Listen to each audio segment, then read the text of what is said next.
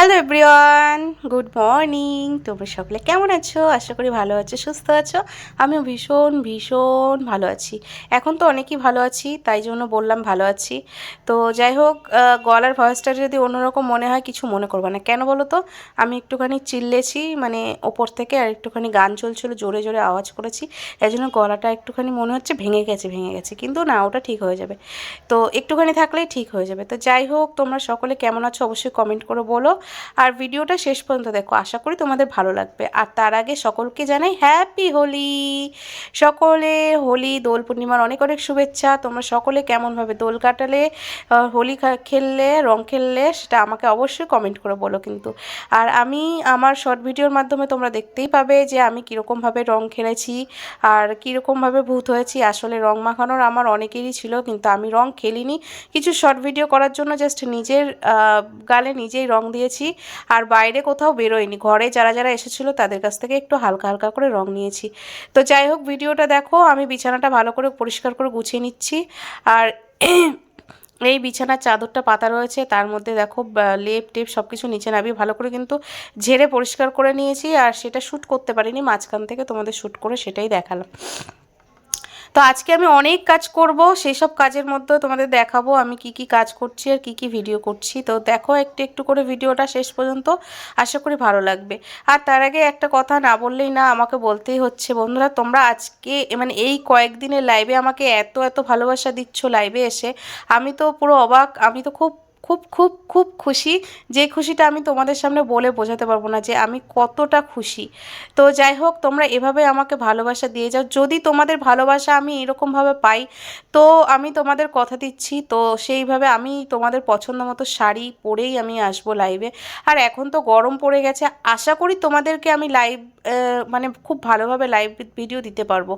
আর যারা যারা মনে করছে এখনও পর্যন্ত আমার চ্যানেলে মেম্বারশিপ নেওনি, তো মেম্বারশিপ নিয়ে নাও। আমার কয়েকদিনের শরীর খারাপে আমি মেম্বারশিপ ভিডিও খুব কম করেছি। যে কোনো একটা ফোন মানে চ্যানেলে আমি মেম্বারশিপ ভিডিও দিয়েছি, একটাতে দিইনি, কারণ আমি দুটোতে ভিডিও করা সম্ভব হয়নি। তোমরা তো খুব ভালো করেই জানো, কিছুদিন আগে আমার এতটা শরীর খারাপ ছিল, এতটা ঠান্ডা লেগে গেছিলো, এতটাই কষ্ট হয়েছিল, যার জন্য আমাকে মানে মেম্বারশিপ ভিডিও থেকে একটু বিরতি নিতে হয়েছিল। তো আশা করি এখন ঠিক আছি। তো এখন বেলাটাও বেড়েছে, আশা করি তোমাদের সাথে আমি শেয়ার করতে পারবো খুব ভালো ভালো ভিডিও। তো তোমরা যদি এভাবে আমাকে সাপোর্ট করো, এভাবে আমার পাশে থাকো, তো অবশ্যই পারবো বন্ধুরা। তো ভালোবাসাতেই সব কিছু জয় করা যায়, সেটা তো তোমরা সকলেই জানো। তো যে ভালোবাসাতেই জয় হয়, ভালোবাসাতেই পরাজয় হয়, ভালোবাসাতেই জয় হয়। আর সত্যের দিকে থাকলে সেটাও কখনো বিফলে যায় না, এটা তো সকলেই জানো। আমাকে নতুন করে বলার কিছু নেই। আমি যদি বলি আবার অনেকে বলবে মল্লিকা তুমি জ্ঞান দিচ্ছ। জ্ঞান দেওয়ার কিছুই নেই বন্ধুরা, যেটা সত্যি সেটাই বলছি। আর এই সত্যিটা শুধু আমি একলা না, অনেকেরই জানা আছে। তো সেই জন্যই আমি বললাম কথাটা। তো যাই হোক, আমি মনে করি আমার ফ্যামিলি তোমরা, ঠিক আছে? আর আমার ফ্যামিলি তোমরা, তোমরা যদি আমার পাশে থাকো, আমার ফ্যামিলি যদি আমার পাশে থাকে, তো আমি ঠিক একদিন তোমাদের সামনে ভালো ভিডিও, খুব ভালো ভিডিও আনতে পারবো। আর আমি একদিন খুব ওপরেও যাব। তো তোমরা অবশ্যই আমাকে সাপোর্ট করবে, আশীর্বাদ করবে, তো যাতে আমি আর ভালো ভিডিও বা ওপরে যেতে পারি। তো এইটুকু আশা আমি তো তোমাদের থেকে করি, আর আমি জানি তোমরা সেটা আমার সফল করো। তো দেখো, বিছানাটা গুছিয়ে আমি ঘরটা ভালো করে পরিষ্কার করে ঝাড় দিয়ে নিলাম। এখন আমি যাব, অনেক বাসন আছে সেইগুলো বাসনগুলো মাজতে, যেহেতু সকাল থেকে ভিডিওটা করছি তাই। আর এখানে দেখুন, একটা জুতোর র্যাক কিনেছিলাম মিশো থেকে, না ফ্লিপকার্ট থেকে কিনেছিলাম, মনে হয় ফ্লিপকার্ট থেকে। তো আমি কিনে আমি ভাবলাম যে এটা পুরো জয়েন্ট করা থাকবে। আমি কিনে দেখলাম, তারপর আমাকেই সেট করতে হয়েছে। যেটা আমি সেট করতে বসে আমার তো পুরো 3 ঘন্টা টাইম লেগেছিলো। তার বাদে সেট করে যখন আমি লাগাই, প্রত্যেক দিন এটা খুলে যায়, প্রত্যেক দিন আমাকে সেট করতে 15 থেকে 20 মিনিট লাগে। তো যাই হোক, দেখো আমি সকালবেলা উঠে, ঘুম থেকে উঠে মানে বাসি মুখটা জাস্ট ধুয়েই আমি চলে গেছি।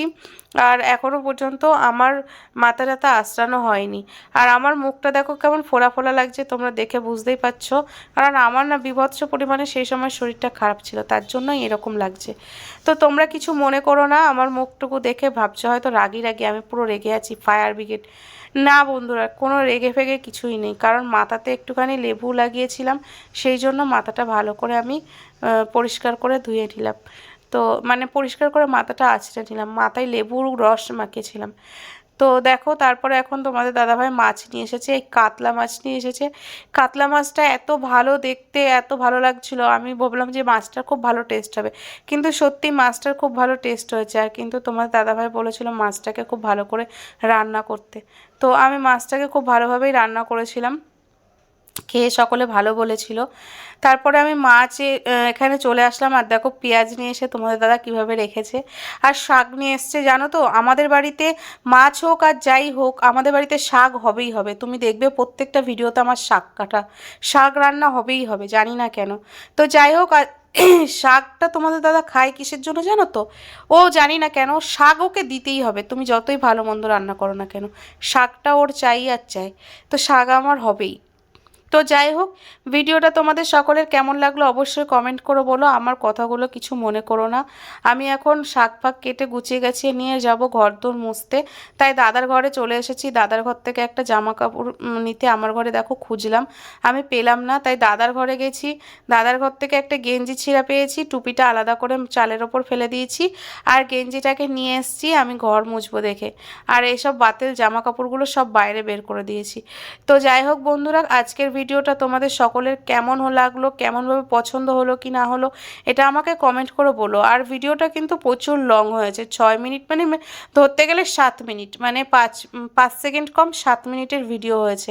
তোমাদের কেমন লাগলো সেটা কিন্তু আমাকে কমেন্ট করে জানিও। এই দেখো এখন আমি যাচ্ছি দাদার ঘরে সেই ছেঁড়া গেঞ্জিটা আনতে যাচ্ছি। আর তোমরা অবশ্যই আমাকে কমেন্ট করতেই পারো, তুমি ঘর করছো, দাদার ঘরটা এরকম। আসলে এটা আমার শ্বশুর শাশুড়ি থাকতো, অনেক পুরনো দিনের ঘর।